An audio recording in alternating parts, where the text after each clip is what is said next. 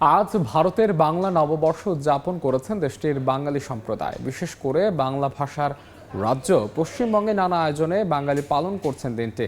বিভিন্ন জায়গায় চলছে মঙ্গল শোভাযাত্রা। এই বিষয়ে বিস্তারিত জানাতে কলকাতায় আছেন সহকর্মী সুব্রত আচার্য। যাচ্ছে তার কাছে। সুব্রত, সবাইকে বাংলা নববর্ষের শুভেচ্ছা। শুরু হয়ে গিয়েছে বাংলা বঙ্গাব্দ 1433 ভারতীয় পঞ্জিকা অনুসারে আজকেই এই দিনটি বাঙালিরা উদযাপন করছেন।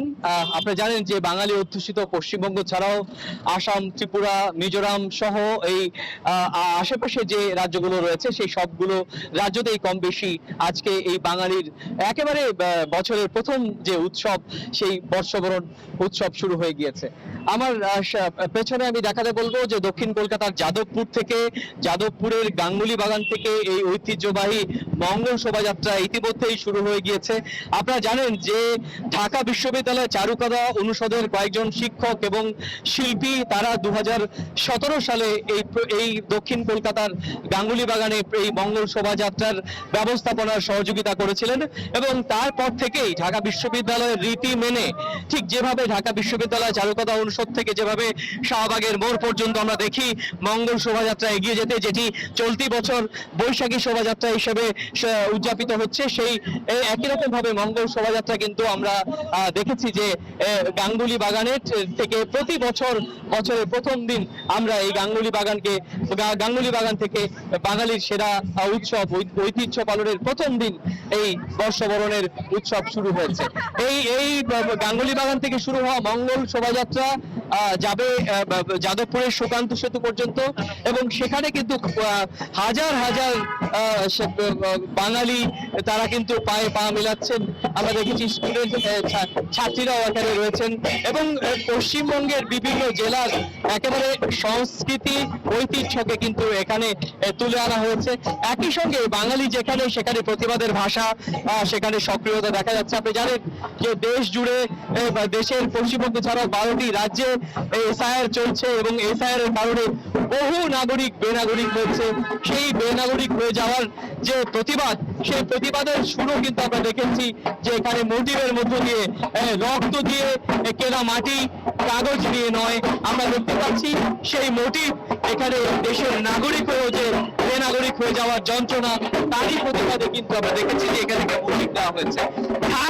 ঢাক বাঙালির অন্যতম একটি যন্ত্র সঙ্গীত, যেখানে কিন্তু আমরা দেখেছি যে সেই ঢাকের যে বাদ্যি তাল সেটিও রয়েছে।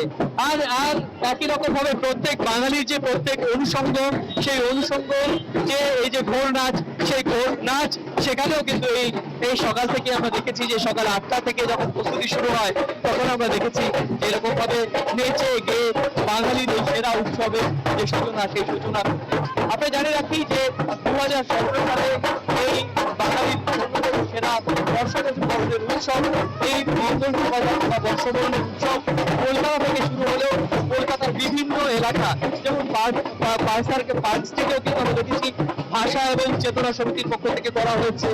বিভিন্ন জেলা শহরে প্রায় 11টি জায়গায় আজকে একই রকম ভাবে মঙ্গল শোভাযাত্রায় পায়ে পা মেলাচ্ছে বাঙালিরা।